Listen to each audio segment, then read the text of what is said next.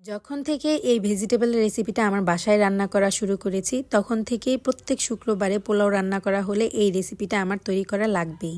সাদা pulao, fried rice বা পরোটার সাথে ভেজিটেবলের এই গ্রেভিটা খেতে অসাধারণ লাগে। চলুন তাহলে দেরি না করে এই রেসিপিটা তৈরি করা যাক। যে কোনো রকমের সবজি দিয়ে আপনারা এই রেসিপিটা তৈরি করতে পারবেন, তবে আজকে আমি হাতে গোনা 2-3টা সবজি দিয়ে এই রেসিপিটা তৈরি করব। আগে থেকেই চুলায় গরম পানি করতে দিয়েছিলাম। এখন এর মধ্যে 1 কাপ পেঁপে আর আধা কাপের মতো গাজর কুচি সিদ্ধ করে নিয়েছি 3 মিনিটের মতো। 3 মিনিট পর আমি কিছুটা বাঁধাকপি বড় বড় করে কেটে এর মধ্যে দিয়ে দিয়েছি।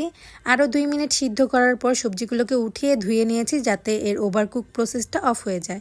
একটা কড়াইতে প্যান গরম করতে দিয়ে 2 টেবিল স্পুনের মতো সয়াবিন তেল ও 1 টেবিল চামচ ঘি দিয়ে দিয়েছি। সামান্য পেঁয়াজ কুচি দিয়ে এর মধ্যে 2 স্টিক দারচিনি আর 2টা এলাচ দিয়ে দিয়েছি।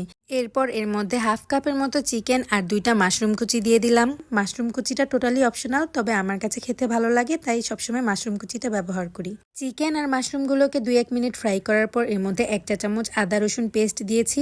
আর এখানে দিয়ে দেব হচ্ছে কাজু বাদাম বাটা 2 টেবিল চামচ। এখানে 10-12টা কাজু বাদাম ব্লেন্ডারে ব্লেন্ড করে নিয়েছি, পরবর্তীতে আমার কাজে লাগবে।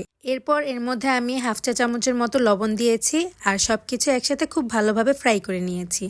আমি এখানে মুরগির বুকের মাংস ইউজ করেছি, আপনারা চাইলে যে কোনো পার্ট এখানে ইউজ করতে পারেন। মাংসগুলো সিদ্ধ হয়ে গেলে আগে থেকে সিদ্ধ করে রাখা সবজিটা দিয়ে এর মধ্যে 3টা কাঁচামরিচ ফালি আর একটা ক্যাপসিকামের অর্ধেকটা দিয়ে দিব কুচি কুচি করে রাখা। এরপর দিয়ে দিয়েছি স্বাদ মতো লবণ। তারপর একসাথে সবকিছু খুব ভালোভাবে মিশিয়ে নেব। সবজিটাকে চিকেনের সাথে খুব ভালোভাবে মেশানোর পর এর মধ্যে আমি দিয়ে দেবো একটু বড় বড় করে কেটে রাখা পেঁয়াজ কুচি। আর এগুলো কুচি নেয়, এগুলো আর কি 4 কোনা করে কুচি। এগুলো যখন রান্না করা হবে তখন দেখা যাবে অটোমেটিক এগুলো খুলে খুলে আসবে। এরপর বাকি যে কাজু বাদামের পেস্টটুকু ছিল সেটাকেও দিয়ে দিয়েছি। বাটির মধ্যে সামান্য পানি দিয়ে বাটিটা ধুয়ে সেই পানিটাও এখানে দিয়ে দিয়েছি যাতে অবশিষ্ট বাদামগুলো নষ্ট না হয়। এরপর আবারও সবকিছু একসাথে খুব ভালোভাবে মিশিয়ে নেব আর ততক্ষণ পর্যন্ত রান্না করব যতক্ষণ পর্যন্ত বাদামের স্মেলটা চলে না যায়। সবজিটাকে 5 মিনিটের মতো রান্না হতে দিয়ে একটা বাটির মধ্যে আমি 1 কাপ পানি নিয়েছি। এরপর এর মধ্যে 2 টেবিল চামচের মতো গুঁড়া দুধ দিয়েছি। এরপর এর মধ্যে আমি 1 টেবিল চামচের মতো কর্নফ্লাওয়ার নিয়ে কর্নফ্লাওয়ারটাকেও খুব ভালোভাবে মিশিয়ে নেব। আমি এখানে দুধটাকে নর্মাল পানি দিয়ে গুলিয়ে নিয়েছি, তারপর ওই নর্মাল দুধের ভিতরেই কর্নফ্লাওয়ারটাকে গুলিয়ে নিয়েছি। এখন আমি দুধ আর কর্নফ্লাওয়ারের মিশ্রণটা সবজিটার মধ্যে দিয়ে দিচ্ছি। এরপর এর মধ্যে হাফ চা চামচের মতো গোলমরিচের গুঁড়া দিয়ে সবকিছু একসাথে খুব ভালোভাবে মিশিয়ে দিচ্ছি।